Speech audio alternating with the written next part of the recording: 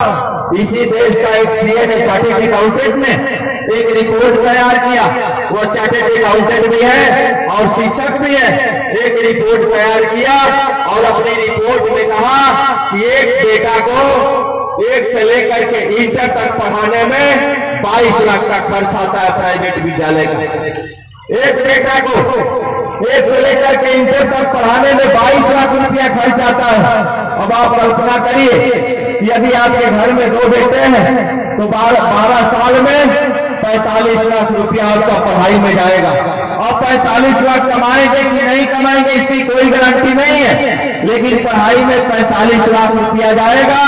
यदि 45 लाख रुपया आपके पास नहीं है तो आपका बेटा पढ़ नहीं पाएगा।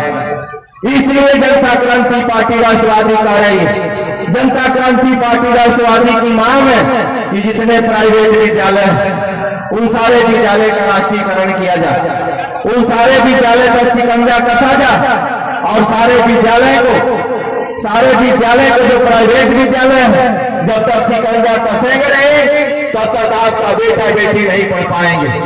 आज से लगभग 13 साल पहले माननीय उच्च न्यायालय इलाहाबाद हाई कोर्ट ने कहा था, इलाहाबाद हाई कोर्ट ने कहा था कि यदि इस प्रदेश में शिक्षा व्यवस्था दुरुस्त करनी है और यदि सरकार चाहती है कि सारे लोगों के बच्चे पढ़ पाए तो इस प्रदेश में, इस देश में उन सारे लोगों के बेटा बेटी को सरकारी विद्यालय में पढ़ना होगा और पढ़ाना होगा। जो सरकारी कर्मचारी है, चाहे वो सरकारी अध्यापक हो, चाहे वो डीएम हो, चाहे एसपी हो, चाहे प्रमुख जो भी है, बीडीओ हो, एडीओ हो, जितने सरकारी कर्मचारी हैं उन सारे लोगों के लिए कानून बनना चाहिए कि उन सारे लोगों के बेटे प्राइवेट विद्यालय, सरकारी विद्यालय में पढ़ने लगे।